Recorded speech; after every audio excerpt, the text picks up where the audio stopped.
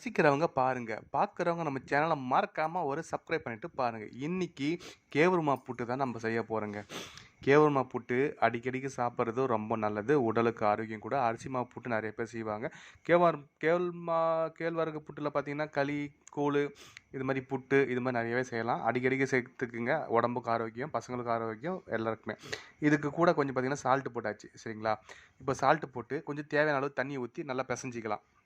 தண்ணி நிறையா ஊற்றாதீங்க. பக்குவமாக பார்த்து பொறுமையாக தெளித்து அதுக்கப்புறம் பிசைஞ்சு மாதிரி ஊற்றுங்க. உதிரி உதிரியாக வரணும். அப்போ தான் மாவு வந்து இதாக இருக்கும். புட்டு செய்யறதுக்கு கரெக்டாக இருக்கும். பக்குவமான பக்கம். இதுக்கு தேவையானது பார்த்திங்கன்னா, துருவி வச்ச தேங்காய், அதுக்கப்புறம் பார்த்திங்கன்னா சர்க்கரை போடலாம், இல்லை வெல்லம் போடுறவங்க வெல்லம் போடலாம், இல்லைன்னா நாட்டு வெல்லம் போடலாம், இல்லை கருப்பட்டி வெல்லம் போடலாம்.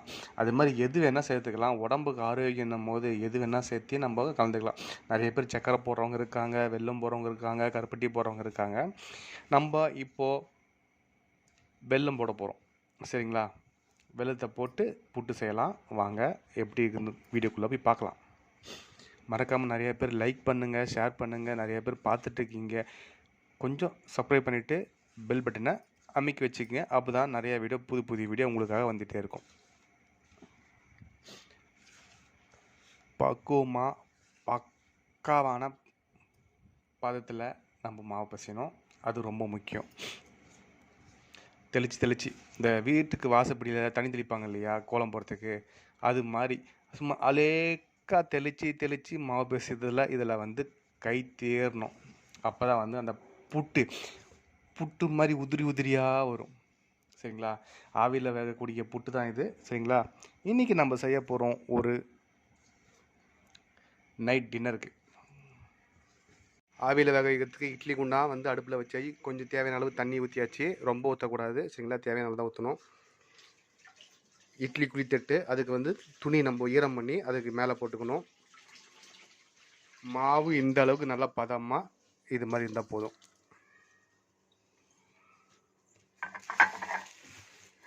ஈரம் பண்ணி துணி போட்டாச்சு. அது மேலே வந்து கேவுரு மாவு நம்ம பிசைஞ்சு வச்சோம் இல்லையா, உதிரியாக அதை வந்து இதில் போட்டுக்கலாம்.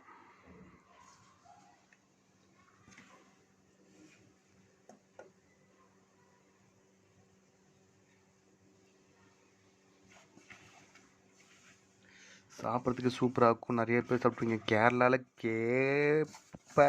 புட்டுன்னா சூப்பராக இருக்கும்னு சொல்லுவாங்க. அது மாதிரி நம்ம வீட்டில் அடிக்கடி செய்யக்கூடியது தான் இதுவும். ஆவியில் வேகக்கூடியது, உடம்புக்கு ரொம்ப நல்லது. அதுதாங்க, மூடி வச்சிடலாங்க. பக்காவாக அப்படியே ஒரு பேக் பண்ண வேண்டியது.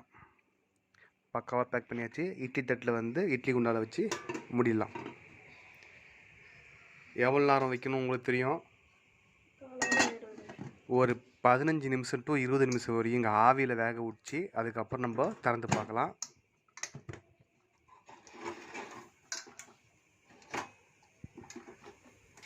அவ்வளோதான், ஆவியில் வேகட்டும். அதுக்கப்புறம் ஒரு 20 மினிட்ஸ் கழிச்சு நம்ம பார்க்கலாம். தேங்காவை வந்து புட்டுக்காக துருவிக்கணும்.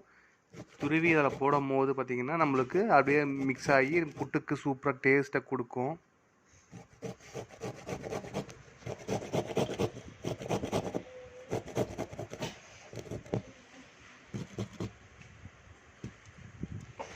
இது மாதிரி தேங்காய் துருவி போடும் போது அதில் வாசனையும் அந்த புட்டோடு சேரும் போது அந்த சூட்டில் அப்படியே மணக்கும் பாருங்க, அப்படி டேஸ்ட்டு கூடும்.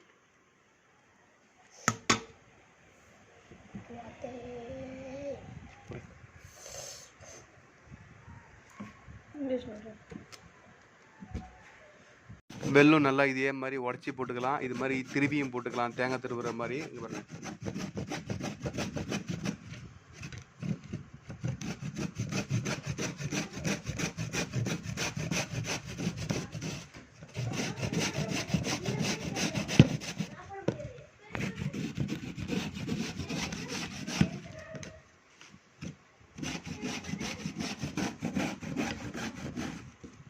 சூப்பராக இருக்க போது இன்றைக்கி. வாங்க ஃபைனலாக எப்படி வருதுன்றதை வீடியோ மூலிமா பார்க்கலாம்.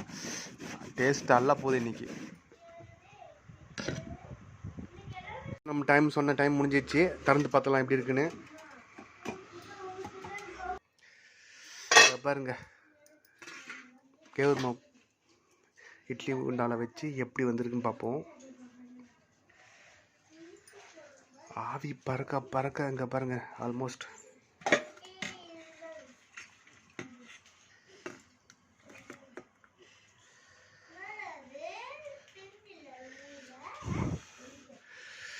ஆல்மோஸ்ட் ரெடி ஆகிடுச்சு. இதுக்கப்புறம் வந்து தேங்காய் துருவி இது ரெடி பண்ணது, வெல்லம் எல்லாமே இதில் போட்டு நம்ம கலர வேண்டியது தான்.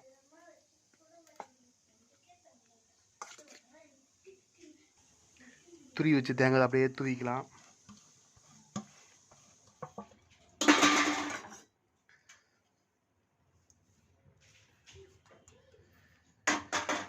துருவி வச்ச வெல்லத்தை அதே மாதிரி தூவிக்கலாம்.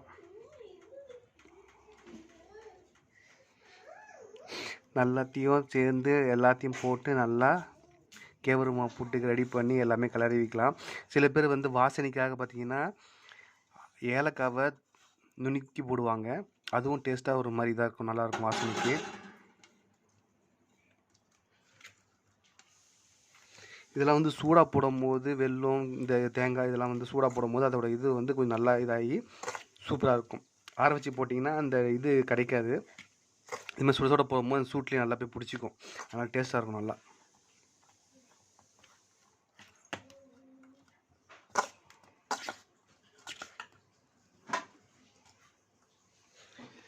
பார்த்தவங்க மறக்காமல் நம்ம சேனல் லைக் பண்ணுங்கள், ஷேர் பண்ணுங்கள், சப்ஸ்கிரைப் பண்ணுங்கள். புது புது வீடியோ இதே மாதிரி இருக்கும். இன்றைக்கி சாப்பாடு நம்மளுக்கு புட்டு. வாங்க சாப்பிட்லாம் புட்டு.